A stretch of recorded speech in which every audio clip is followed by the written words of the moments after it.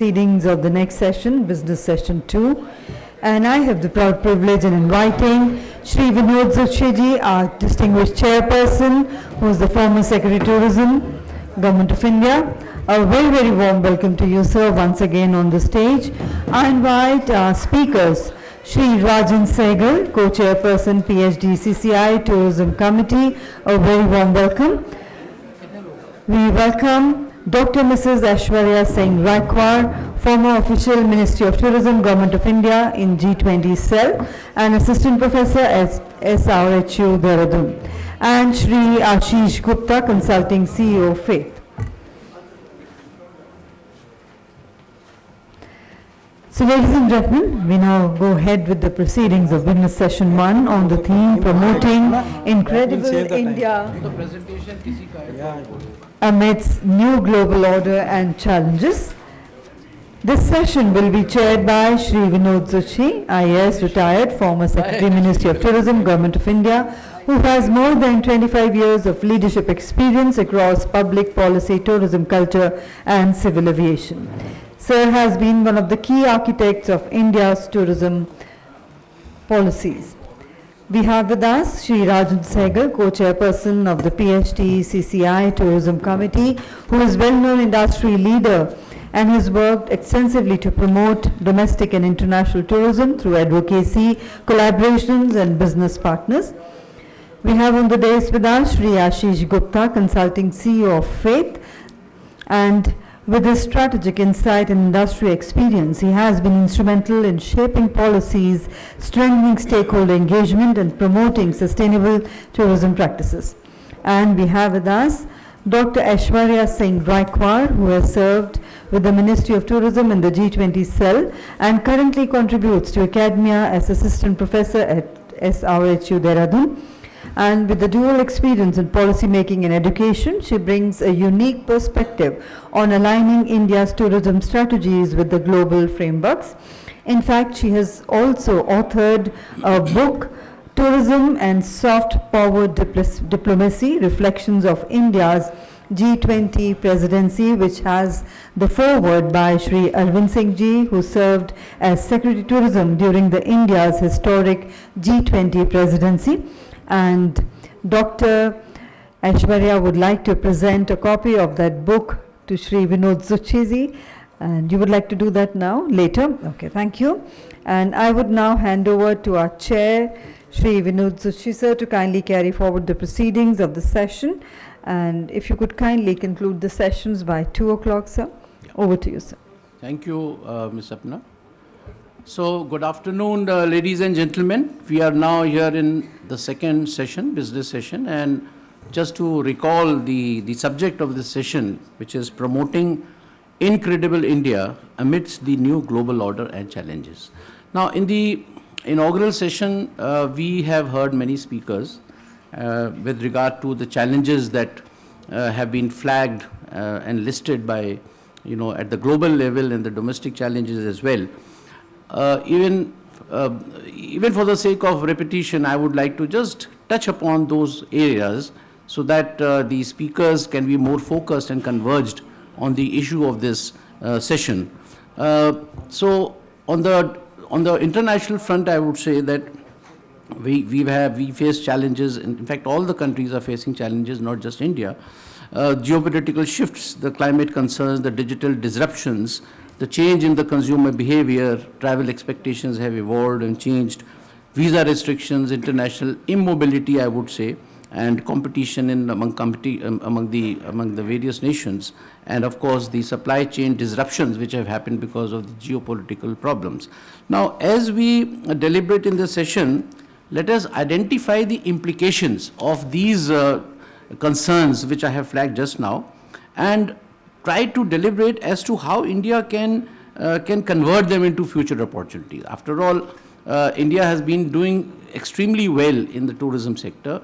The purpose of selecting this topic by FAST was primarily to see what can be done in the future to mitigate the negative impact of these challenges, because challenges have always been there. So, friends, we have a very seasoned set of panel speakers today, and I don't want to introduce them once again. They have already been introduced, but I would like to begin with Mr. Ashish Gupta to share his thoughts on the subject.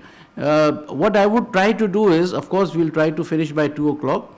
And since we have 3 speakers instead of 4 in the first session, maybe if I get time, we can go for a second round. But in the first round, I would certainly request all the speakers to come out with their own thoughts about this topic, which I have flagged just now. And later on, maybe if time permits, I'll go to the second round and ask some specific questions related to your experiences, your knowledge, your backgrounds with regard to the topic that we are discussing. So, Mr. Ashish Gupta, please share your thoughts and kindly suggest also how incredible India can truly shine amongst these current global challenges, and the domestic challenges. Mr. Ashish Gupta. Can I speak from here, Mr. Wherever, yes. The speakers are free to speak from the dais, or maybe they can go to the podium. If they have a presentation, then of course they will have to go there. Namaste, everyone. General Said, Management Committee of FAST, Mrs. Uchi, thank you very much for the invite.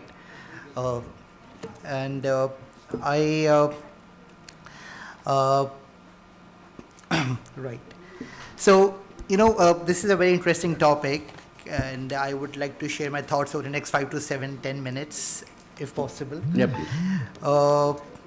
This morning I was reading an interview of Rohit Sharma. So someone asked him that, do you want the Indian cricket team to be more aggressive? Rohit Sharma se kisi ne pucha, do you want the Indian team to be more aggressive? And he said, aggression doesn't mean that we have to be reactive. It just means we have to be action oriented. So I think that's a very good way to even look at Indian tourism, that we do not have to react to what's happening around the world, as Mr. Joshi rightly said. A lot of events will always be beyond our control. What is in our control is what is it that we need to do as a country to amplify and magnify the assets of tourism that we currently have. So a couple of suggestions, as Joshi rightly asked. I will start with the the second part of this. It says challenges.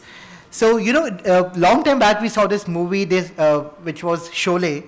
And Sholay mein Gabbar ne pucha tha ki kitne aadmi the, and I think that question is very relevant to Indian tourism. Kitne tourists hain? I think that's a very critical question to be asked today.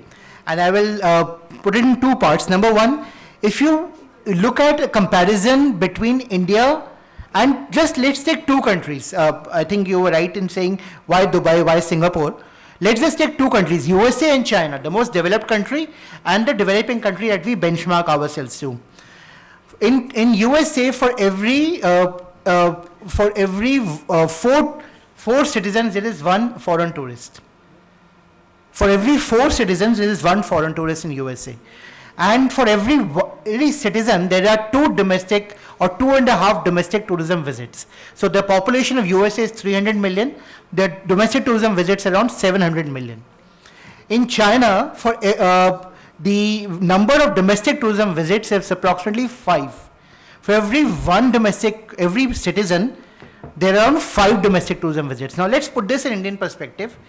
For India, I think this point was raised in the morning, domestic tourism visits versus foreign tourism arrivals. Actually, that foreign tourist arrivals of 10 million, 11 million translates to 33 million DTVs, domestic tourism visits. It's a factor of approximately 3.3. So in India, 1 citizen translates to just approximately 2.5 domestic tourism visits. And for every 1 citizen, you have a 0.001 ratio of a foreign tourist. So the potential is very high. This is one comparison that we need to see. The second comparison is that if you look at the average spend of a domestic tourism in India, it's estimated to be approximately 7,000 to 8,000 rupees per trip. But if the same domestic tourist goes abroad, it's estimated to be 1 lakh rupees. So the point here is, ladies and gentlemen, that if an Indian tourist is spending on an average, it's around 7,000, 8,000 rupees per trip, but bahar jate hue they end up spending 1 lakh. That means there is a huge gap in what we can create in India in terms of potential tourism destinations. We are letting go of this opportunity. So, जैसे cricket में बोलते हैं hit wicket. So, I think one of the key factors that we need to start off with is by examining why is it, as was rightly said, it's not about stopping people from going abroad. It's about identifying how can we create more opportunities within India for tourists to spend within the country. And one of the key aspects of that is the whole taxation element. In India, the taxation element in terms of the ATF